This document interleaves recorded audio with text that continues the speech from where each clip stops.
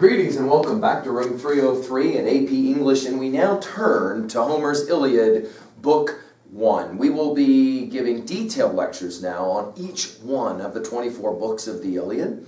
Our intention here is, of course, that you are reading on your own, and then you are coming to these lectures to help, to supplement the kinds of annotative work that you're doing.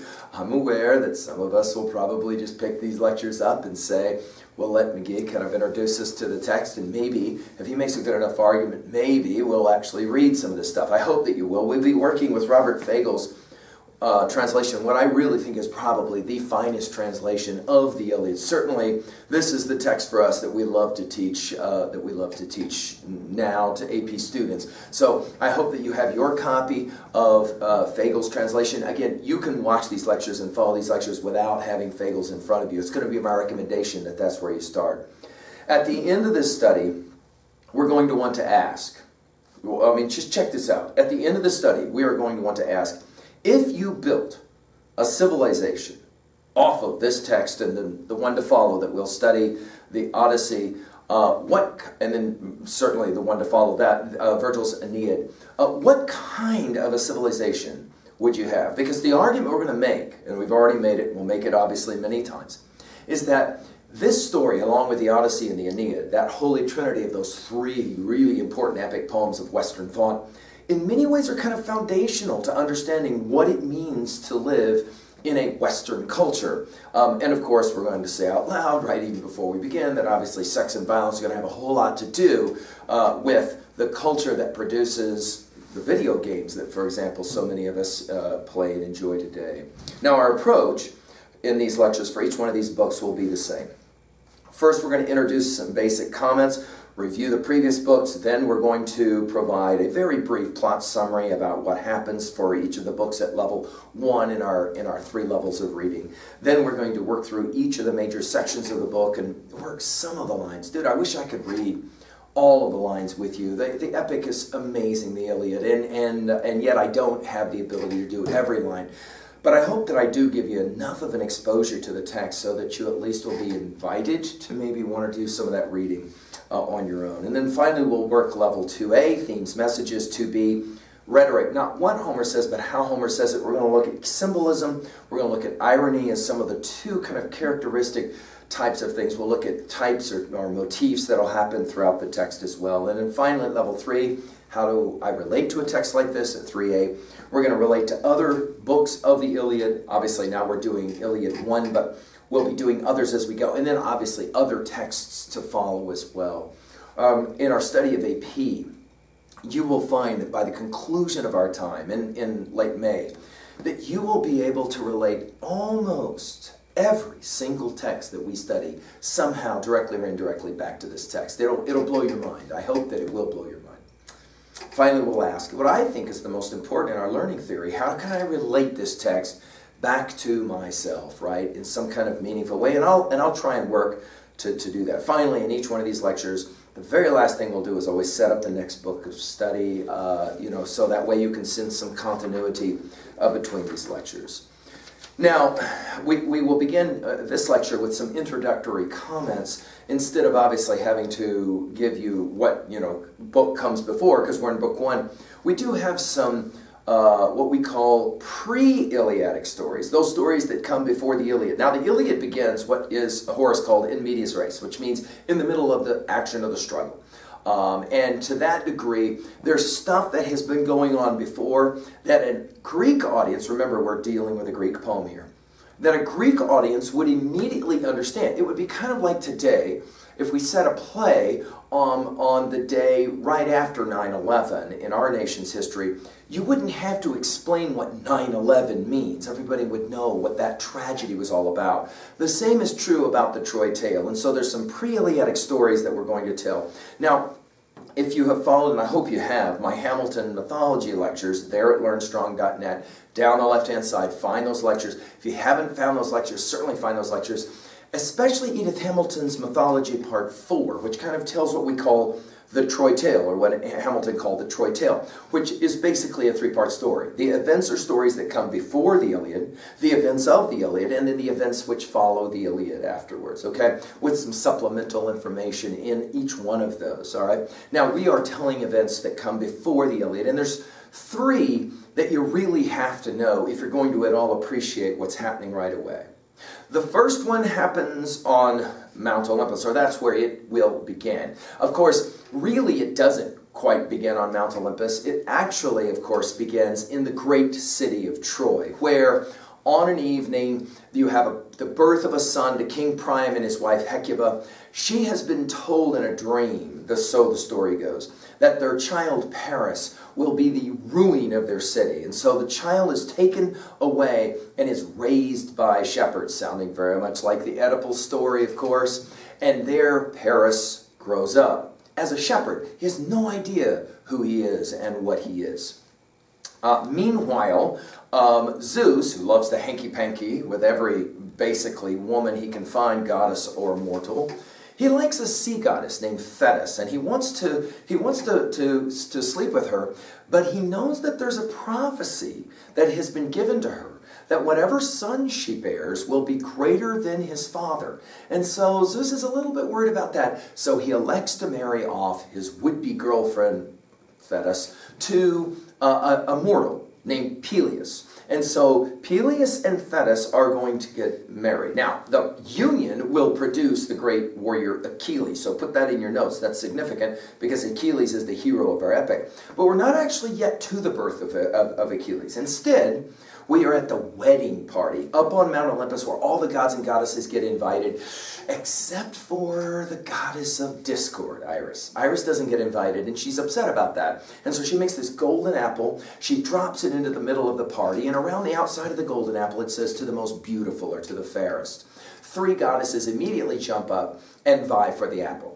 The first one is Hera. She says, "I'm married to Zeus, I deserve the apple." Zeus, of course, is going to deflect through all of this, as most, you can imagine, men would, right? Athena steps up as goddess of warfare, and she says, "No way, I can beat up any goddess here, the apple belongs to me." Aphrodite steps up and says, "Hello, I am the goddess of love and beauty, I deserve the apple." Zeus will send the three goddesses down to Paris. We imagine him sitting there under a tree, strumming his guitar, thinking about what he could be if only he wasn't living in a three-stoplight town when the three goddesses show up. Now, Paris is understood through this mythology to be a player, and when he sees the three goddesses show up, he immediately is very attracted to all three. They, of course, will let him know that they are there for a judgment, and that's why this, for your notes, is often referred to as the Judgment of Paris. And this is basically going to kickstart all of the action of our story. Each of the goddesses will offer Paris something, and in return, Paris will give the apple. The first goddess, Hera, will offer him the world. You would imagine that he'd give her the apple. But he sees Athena, and he's like, "I'm interested in what she has to offer me." And Athena kind of pushes Hera out of the way, and she says, "I'm really glad you asked. Because Hera, it's true, can give you the world. She can't give you the military might to hold on to the world. I can give you military might. Give me the apple. I mean, what more could you want? Especially you can defeat those disgusting Greeks." Remember, Paris lives outside of Troy, which makes him a Trojan, right? Okay. "I can help you to defeat the Greeks, and you can run the world. Give me the apple." Aphrodite is kind of imagined standing over there, kind of looking around, and he asks Aphrodite, "Well, what are you going to offer me?" Aphrodite, she kind of pretends like she doesn't have much to offer. She says, I can't give you much other than one night with the most beautiful woman in the world." And without thinking about it, the Judgment of Paris. Paris immediately gives the apple to Aphrodite. Two things about this. One, Hera and Athena are really upset and will never forget, and from this moment on, the city of Troy is doomed. You could argue the city of Troy was doomed before. When the city itself was built because of its huge walls, Poseidon helped. And there was an understanding, as the story goes, that the Trojans were supposed to give all kinds of reverence to Poseidon. And when the walls were built, they were like, nobody could ever breach these walls. They didn't give proper respect to Poseidon, and he withdrew his protection of the city, and that will lead to the end of the city, obviously along with the Judgment of Paris. The other implication of the Judgment of Paris is obviously, well, who's the best looking woman in the world? She just happens to be a woman named Helen, who just happens to be married to a guy named Menelaus, who just happens to be the king of Sparta. Whoops. The judgment of Paris then quickly leads to the taking of Helen away. Paris shows up at Sparta. He pretends like he doesn't know where he is. Menelaus and he become friends of a kind in our story. And ultimately, while Menelaus is away, Paris takes his wife Helen. Now, whether she goes forcefully or whether she abducted or whether she decides because she's in love with Paris to go, we don't know. Before Paris left, the story goes, he went to Troy, and he was there told that he was in fact the Prince of Troy. He was the son of King Priam. And when he leaves and takes Helen back to Troy, he is welcomed into the city of Troy as a prince with, hello, the most beautiful one in the world, now his wife. So the beginning of the war that we will call the Great Trojan War, the war at Troy, the war at Ilium, which is where we get our word Iliad from, okay? That's why it's called this. That great war has now been going on for 9 long years when we pick up. But before the Greeks arrived, there were problems, which are alluded to, and yet a Greek audience would understand that there were some challenges even before the war started. The most significant of these is that the great warrior Odysseus and the great warrior Achilles did not want to be involved right away. There was a bit of foreshadowing in the story as it's told. Odysseus, because he didn't want to leave his beautiful wife Penelope and his young son Telemachus, and so he pretends like he's mad. He's caught and convinced, you gotta come. However, you gotta find us Achilles, the greatest warrior of them all. His mama Thetis told him that the next battle he went to, he would die at. Now, the story of Achilles, who is the son of Thetis and Peleus, that's that marriage we were talking about on Mount Olympus, is that Thetis wanted so much, talk about your overprotective mom, so much for Achilles to be godlike that she snuck him down into the underworld and dipped him in the river Styx. Of course, she held him by his ankle when she did so, and she didn't dip him a second time. So Achilles will have the one vulnerable spot, his Achilles heel, that later, ironically, Paris will kill Achilles. Not in the Iliad. This is after the Iliad, right? Achilles does not die in the Iliad. But he will be killed with an arrow shot to his, of all things, ankle, okay?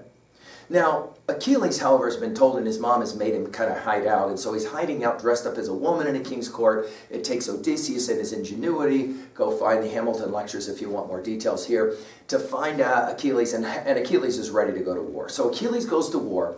With his best friend Patroclus. That's going to be an important part of our story. So Patroclus and Achilles decide they are going to go to war. Now it's not true that Agamemnon, the brother of Menelaus, is the king of all the Greeks. It's probably inappropriate to use that language. But he is the commander of the Greek troops. When we get into Iliad 2, we'll see a listing of all the different people that are involved, and all the tribes, and all the cultures, etc., etc. Achilles sits over all of them as the leader. Achilles is the brother of Menelaus. So when Menelaus loses Helen, he immediately turns to Agamemnon and he says, I need your help. Now it's interesting because Helen was the most beautiful woman in the world and every guy wanted her. And so when every man came to court or to ask for Helen to be his wife, a deal was made. If you are picked, then she will marry you. If you're not picked, you have to promise to defend Helen's honor. If ever in her life she needs to be defended. Of course, every man, vain enough to believe he'd be the one picked, loved the idea that he would immediately have a standing army that he could use at the drop of a pen any time that Helen maybe, for example, needed her honor to be, restored or whatever. And of course, Menelaus is the guy ultimately that's chosen for reasons that readers of the Iliad never have been able to figure out. We'll wait and see what you think about this. Menelaus and Agamemnon, though, the apple doesn't fall far from the tree. And in fact, if you want to go back to my Harvard Classics lectures, especially those ones about Greek drama, you'll probably remember a bit of this storyline here, as specifically it relates to Agamemnon and the sacrifice of his daughter Iphigenia. Now, they're all ready to leave, and all of a sudden the winds die down. And Agamemnon is told the reason is because the goddess Artemis, the goddess of witchcraft and the moon, the goddess Artemis is mad or upset because a favorite deer of her was killed. And for this, the sacrifice of his daughter Iphigenia has to happen. So Agamemnon, using Odysseus as his helper, will tell Clytemnestra, his wife, that their young daughter Iphigenia is going to be married off to Achilles before they leave for the war. Only no women are allowed at the wedding. And at the wedding, in fact, Agamemnon will in fact sacrifice his own daughter, Iphigenia. Whoa! Showing obviously the degree to which he hopes that all of this is going to go well as he leaves and goes to Troy. And so now we're at Troy. We've been at Troy for 9 years into the 10th year. Now, what's specific and significant about the Iliad is that it actually doesn't tell a lot of the story of the Trojan War. It actually just tells about one event, which actually is just a few days long. And yet this long 24-book poem is going to relate a lot of information that is probably understood by readers and more particularly listeners. Remember, this is an oral poem, we believe, before it's a written poem, is going to give us information that's fairly detailed, okay? And a number of points in the poem. We're going to ask ourselves, why is this just happening right now? Like, for example, the decision to just put Menelaus and Paris together and let them knock it out and see who wins. Well, that would obviously be a thing that you would probably do in the first year of the war, not in the 9th year of the war. Be that as it may, as we turn now, we are in the 10th year of the war. And we're going to begin with the opening lines, what we call the invocation of the muse, and we're going to be there here in a second. Now, let's just give a brief summary of Iliad 1, okay? And then after that, we're going to go into some detail with line numbers. At the very beginning of the poem, we're going to find out that a town outside of Troy, they can't ever get inside the city of Troy, so they started attacking towns outside of Troy, that the town outside of Troy was taken.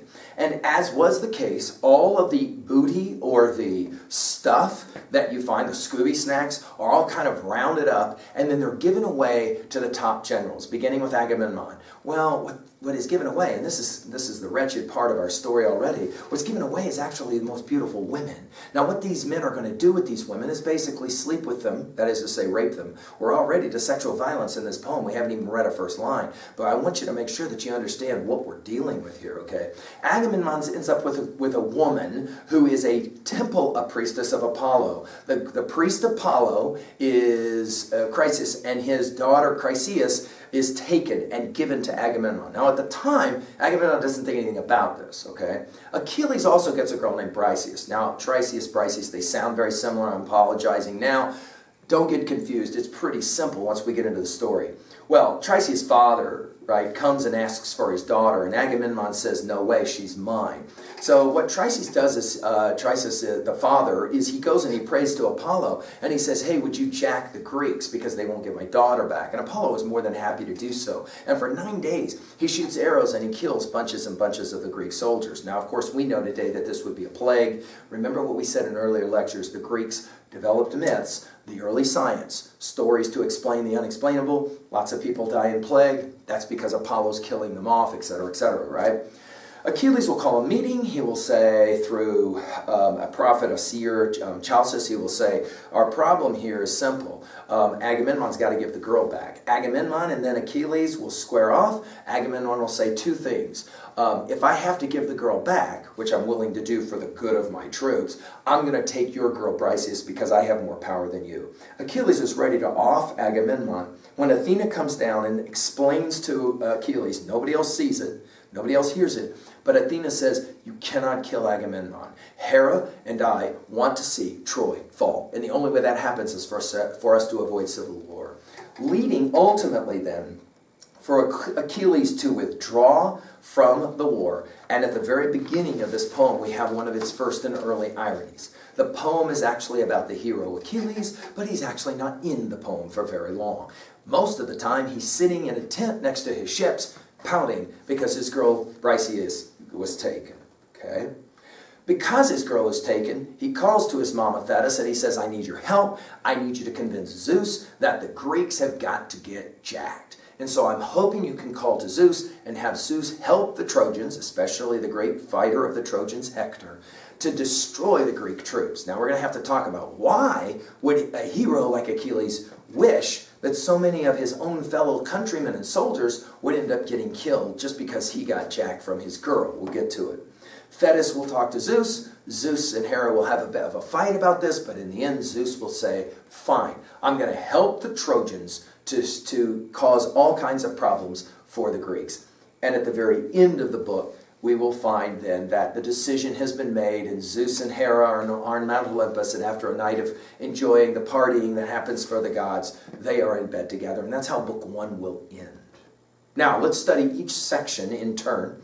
I'm going to mess with line numbers, but before I get there, let's mess around with a little bit of special vocabulary. Get ready to take a few notes, because each one of these thoughts, ideas, very important to our reading study of the Iliad.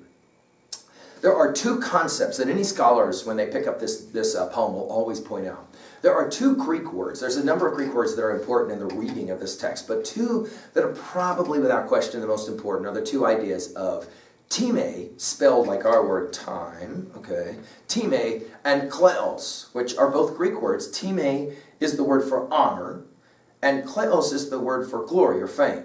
Now, as scholars of Greek have pointed out for a very long time, it's hard actually to translate these words today to make sense of them. I'll do my best here to talk with you a little bit about each one of these words, starting with time. Time is often translated as honor, but it's actually more than that. Time is, in the Greek culture, especially of the Homeric time period that we're dealing with here, it's the stuff you get to prove that you are a great and mighty warrior. Okay, so think of it as Scooby snacks. Even though in 303 we always have the saying that Scooby snacks are an illusion, the reality is that Scooby snacks are what matters to Greek fighters. And so you get your Scooby snacks, that is to say, you get your time, and then because you have those Scooby snack time, then you are awarded a certain amount of kleos. Now, what is kleos? Well, it's the way people, especially men, will talk about you long after the fact. The greater the time, the more the kleos. Which means that if you have time that's diminished, let's say, for example, that Achilles' time is about Briseis and she's taken away. If you have less time, you have less kleos. Okay? Now this is a serious matter. Dare we say it, a life or death matter, a fighting matter, as a matter of fact. And we're going to see that in this poem right away. Okay? A third word that's a Greek word for us is geros. Okay? And geros is prize. It's usually translated as prize or stuff. It's again part of time and it's a part of Scooby snacks. So for example, in the opening book of the Iliad, the two women that are referenced,